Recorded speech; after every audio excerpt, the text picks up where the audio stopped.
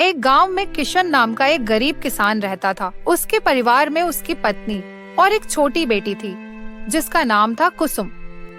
किशन की अपनी कोई जमीन नहीं थी, इसलिए वो दूसरों की जमीन पर खेती करता और जो कुछ पैसे मिलते उससे अपने घर का गुजारा करता था। पिछले कुछ दिनों से किशन को गांव में कहीं भी काम नहीं मिल रहा था, जिससे वह बहुत परेशान था। आज कुछ कमा के लाए हो या नहीं? घर में खाने के लिए और कुछ नहीं बचा है। बस थोड़े से दाल चावल बचे थे, उसकी मैंने खिचड़ी पका दी है। पिछले कई दिनों से गांव में कोई काम नहीं मिल रहा है। लोगों का कहना है कि अभी इस महीने उनके पास करवाने को कोई काम नहीं है। जब फसलों की कटाई शुरू होगी तब काम मिलेगा। अब मैं तो ये सोचकर परेशान हूँ कि इस महीने अगर कोई काम नहीं मिला तो सबके खाने पीने का जुगाड़ मैं कैसे करूँगा। आप चिंता मत करो, भगवान हमारी मदद जरूर करेंगे। पापा, इस बार गांव में जो मेला लगेगा उसमें आप मुझे गुड़िया दिलाओगे ना? अगली बार तो आपने ये कहा था कि अभी मैं बहुत छोटी हूँ, अगले साल तक मैं बड़ी हो जाऊंगी। अब तो मैं बड़ी हो गई, तो अब तुम मुझे गुड़िया दिलाओगे ना? हाँ बेटा, इस साल मैं तुम्हें जरूर गुड़िया दिलाऊंगा। अब चलिए खाना खा लीजिए, ठंडा हो रहा है। सरला, तुम भी आकर खाना खा लो। जी, आप खा लीजिए, मैं थोड़ी देर बाद खा लूंगी। किशन और उसकी बेटी दोनों खाना खा लेते हैं। दरवाजे पर एक संत की दस्तक होती है। कोई तो कुछ खाने को दे दो, भगवान तुम्हारा भला करेगा। संत की आवाज सुनकर किशन और उसकी पत्नी बाहर आते हैं। बेटा, क्या तुम्हारे पास खाने को कुछ है? बाबा, हमारे पास तो खुद के खाने के लिए भी ठीक से खाना नहीं हो पाता, हम आपको कहाँ से देंगे। थोड़ी सी खिचड़ी पकाई थी, वह भी मैं अभी खा लिया हूँ। अब हमारे पास कुछ भी नहीं है। बाबा, अभी मेरे हिस्से का खाना बचा हुआ है, मैं अभी लेकर आती हूँ। पर सरला, तुम अगर ये खाना बाबा को दे दोगी तो तुम क्या खाओगी? बर्तन में तो बस थोड़े से ही चावल बचे हैं। आप इसकी चिंता मत कीजिए, मैं भूखी रह लूंगी, लेकिन अपने घर के आंगन से मैं किसी संत को भूखा नहीं जाने दे सकती। इससे मुझे पाप लगेगा। ठीक है सरला, जैसी तुम्हारी इच्छा। सरला अपने हिस्से का खाना लाकर बाबा को दे देती है। बेटा, तुमने मेरी भूख मिठाई है, मैं तुम्हारा बहुत आभारी हूँ। एक भूखे व्यक्ति को खाना खिलाना सच में पुण्य का काम होता है, और यह पुण्य तुमने आज कमा लिया है। बेटी, मेरे पास तुम्हें देने को कुछ नहीं है, लेकिन यह एक अंगूठी है, इसे अपने पास रखो। ये तुम्हारी बहुत मदद करेगी, पर याद रखना, रात के समय इसे मत पहनना। रात में इसकी शक्ति बढ़ जाती है जो तुम्हारी उंगली सहन नहीं कर पाएगी। धन्यवाद बाबा, हम आपकी आज्ञा का पालन करेंगे। संत के जाने के बाद किशन अंगूठी को देखकर सरला से कहता है, इस अंगूठी में ऐसा क्या है जो बाबा ने हमें इसे देने के लिए चुना? शायद ये हमारे अच्छे कर्मों का फल है। आपने सुना तो होगा ना, हमारे अच्छे और बुरे कर्मों का फल हमें जरूर मिलता है। चलिए अब अंदर चलते हैं। पर सरला, अपने हिस्से का खाना तो तुमने बाबा को दे दिया, अब तुम क्या खाओगी? काश हमारे पास थोड़े से और चावल होते।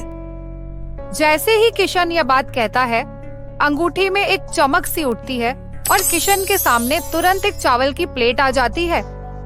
सरला, ये देखो, जैसे ही मैंने चावल का नाम लिया, यहाँ चावल प्रकट हो गया। यानी कि यह अंगूठी सच में जादुई है, इससे हम कुछ भी खाने को मांग सकते हैं। अरे वाह, ये तो बहुत अच्छी बात है। तो आप इससे थोड़ी पूड़ी और सब्जी मांगे ना, मेरा काफी दिन से पूड़ी और सब्जी खाने का मन कर रहा था। ठीक है सरला, मैं अभी मांग कर देखता हूँ। हे अंगूठी, हमें थोड़ी सी पूड़ी सब्जी दे दो। किशन के कहते ही फिर से अंगूठी में एक चमक सी उठती है और किशन के सामने पूरी सब्जी की प्लेट आ जाती है। उसको देखकर सरला और किशन बहुत खुश हो जाते हैं। अरे वाह, कितने दिनों बाद आज पूड़ी और सब्जी देखने को मिली है। चलो अब हम सब बैठकर इसे खाते हैं। ऐसे वह सभी उस दिन भर पेट भोजन करते हैं। अगले दिन सुबह, पापा, आज गांव में बहुत बड़ा मेला लगने वाला है। मैंने अपने दोस्तों से सुना था, आज आप मुझे गुड़िया दिलाओगे ना? हाँ मेरी प्यारी गुड़िया, इस बार मैं तुम्हें जरूर गुड़िया दिलाऊंगा।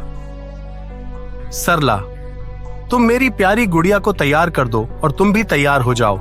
हम सब आज उस बड़े मेले में जाएंगे जहाँ जाने के लिए हम अक्सर सपने देखा करते थे। सभी तैयार हो जाते हैं। फिर किशन अंगूठी से कुछ पैसे मांगता है और उसके हाथ में पैसे आ जाते हैं और फिर वह सब मेले की ओर निकल पड़ते हैं। उस गांव में हर साल एक बहुत बड़ा मेला लगता था। पापा, वो देखो, गुड़िया की दुकान, मुझे गुड़िया दिला दो ना। भैया जरा ये वाली गुड़िया दिखाना। ये लो मेरी प्यारी गुड़िया, ये तुम्हारे लिए। पापा, ये तो बहुत ही सुंदर गुड़िया है। भैया कितना दाम है इस गुड़िया का?